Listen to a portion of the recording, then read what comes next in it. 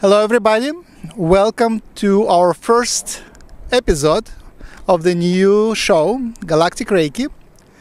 It is on YouTube, Galactic Reiki, and I'm Max Makishev Rempel Steinberg, Max Rempel,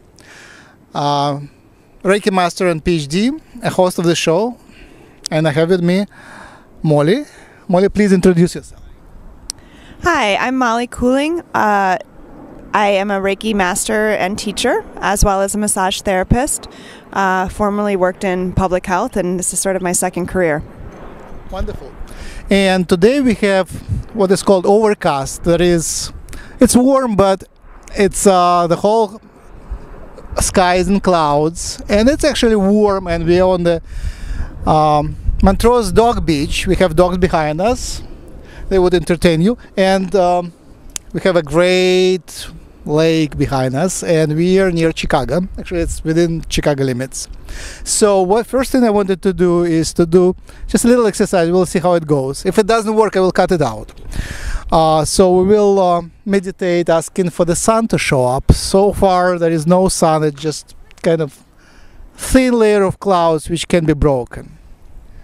Okay. So let's do a little meditation. I need to, I guess, put down the microphone. And let's do some Reiki on the sky. We need some sun to lighten up things. Just for a minute.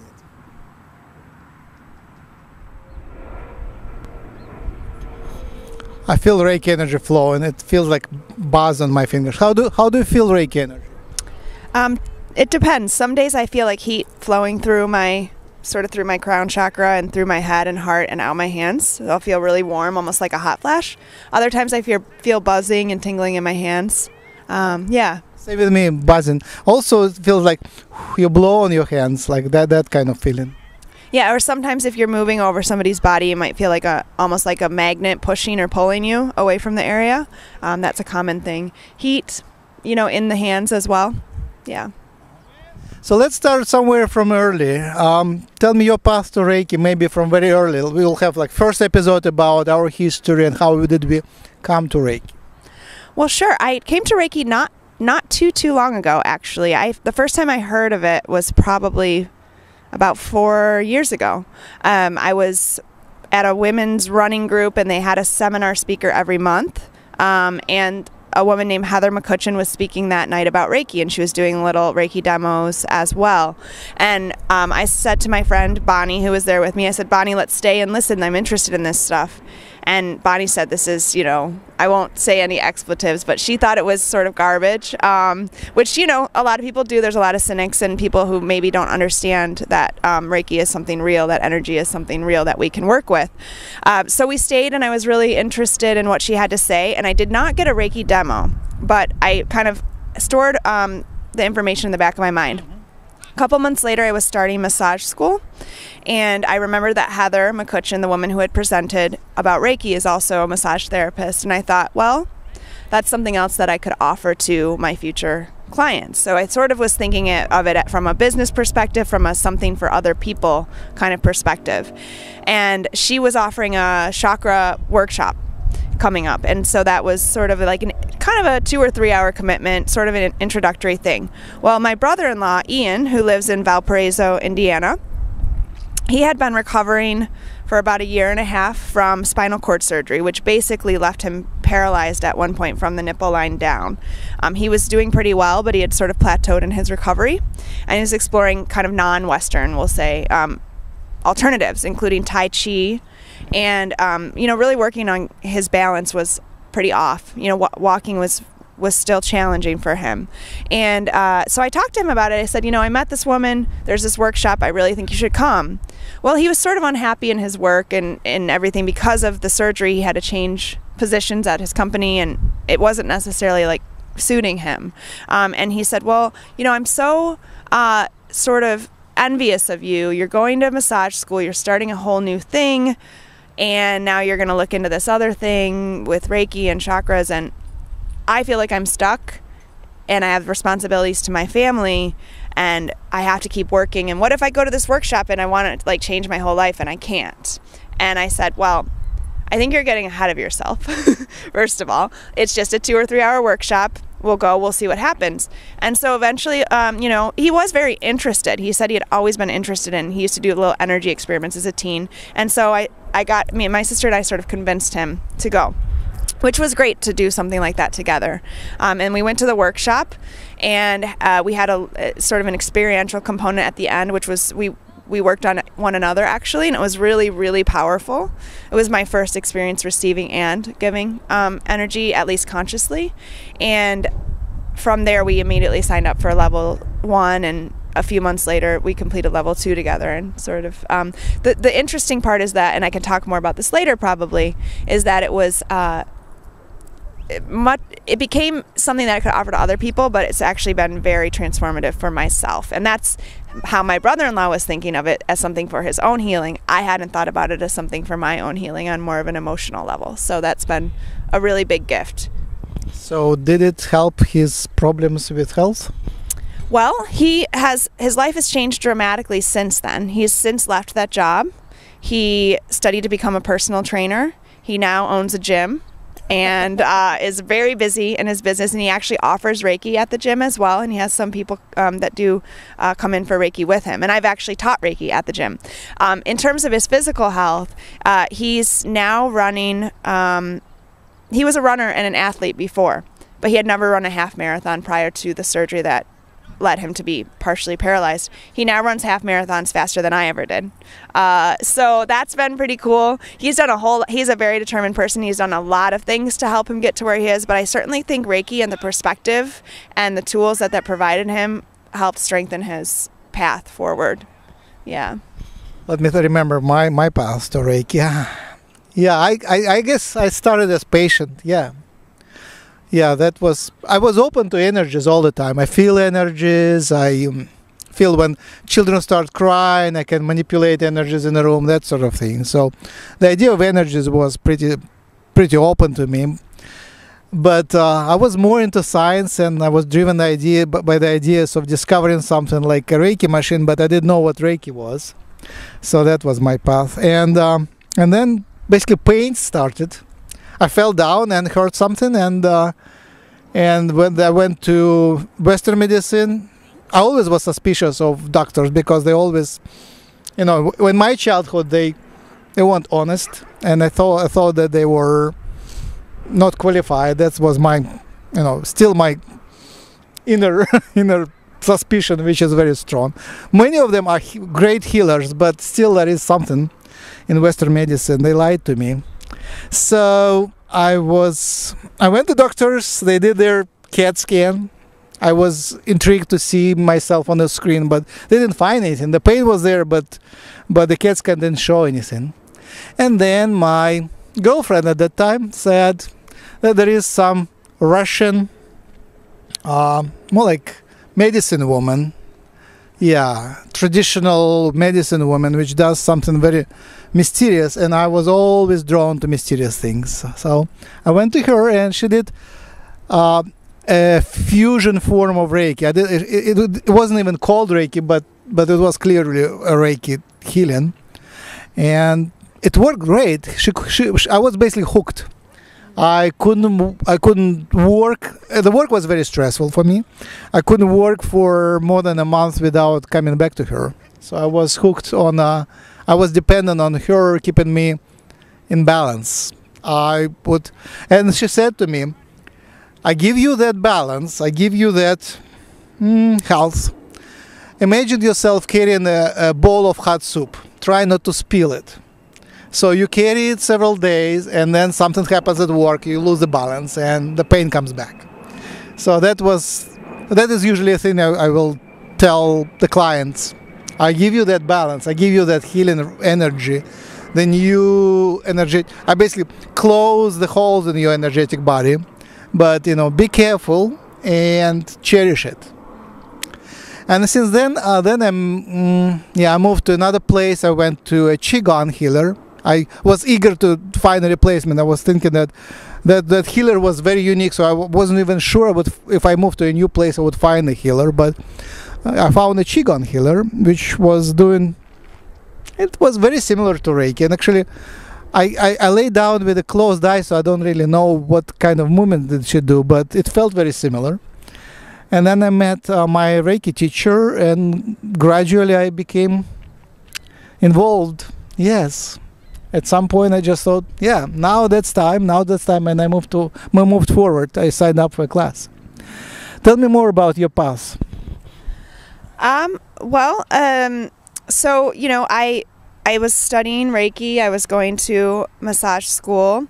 I took the 21-day cleanse very seriously. So the 21-day cleanse, for those of you that have not studied Reiki, is when you are attuned to Reiki, the first level, and every level after that, you're encouraged, and it really is very important that you do a 21-day cleanse afterwards, which is basically where you practice on yourself for 21 days. Ideally, you practice on yourself forever, but that's a way to kind of clear yourself out and get really comfortable also with the Reiki energy. And so for me, that was a really powerful process to go through. And I realized during the chakra workshop that I mentioned earlier that there was something very sort of frightening, and I wasn't really aware of what it was in my second chakra, which is the sacral chakra. And I felt that sort of, there's something there, and I know that it's something I need to work on. So I focused on that a lot during my work on myself, and eventually realized that it was related to a trauma from 20 years ago that I hadn't really processed or even identified as a traumatic event, but it was affecting my life. And the thing that Reiki really gave me, I've said this many times to people, is it gives me a great tool and a great practice, and that's a wonderful way to help myself and others in a tangible way. But it also gives me this sort of connection to universal energy, which makes me feel safer in the world in a way that I didn't feel before. It makes me feel like no matter what, everything is going to be okay. And so for people that have things in their lives that maybe they're afraid to deal with, whether it's something from your past or in your current life, Reiki could definitely help you feel like you can address that in a safe way that doesn't feel overwhelming or scary or whatever it is that's stopping you from working with that. Yeah, that's profound. I think that's one of the hugest messages of, I guess, new understanding, new philosophy, new age philosophy. So, yeah, Bashar says, no matter what happens, it's all right. No matter what happens. I had experienced recently, we have a Reiki community. I moved away, but I was part of a Reiki community in Rochester, and one of the leaders in the community, his mother died. And it wasn't a huge tragedy. It was referred as like passing on, moving on, transition. And people even didn't give him condolences. They didn't cancel events. It was okay. Because we know that that we are just coming home, right? So that fear of death is not much there anymore. We still want to experience life, but that fear of death is transformed into something like coming home. Mm-hmm. Yeah, tell me more about that. Well, you just made me think of something that, there's this sort of popular quote, I think, that we're spirits, inhabiting physical bodies, sort of this popular idea. Let me get it right. It's not that the body has a soul. It is that the soul has a human experience. That's one of the ways to say it. Yes, that exactly. Thank you. So, what that, so then some people might ask, well, then what are we here for? Why do we perceive ourselves as physical forms that are separate from one another and experience things like pain and pleasure, right? And all of those things that make up life. And I don't know where this comes from, this concept. I read it somewhere. But the idea that we have, sort of our 5 typical senses in the physical realm as ways to express love. And that makes a lot of sense. So, for example, we can taste, and one way to express love is to prepare food for somebody.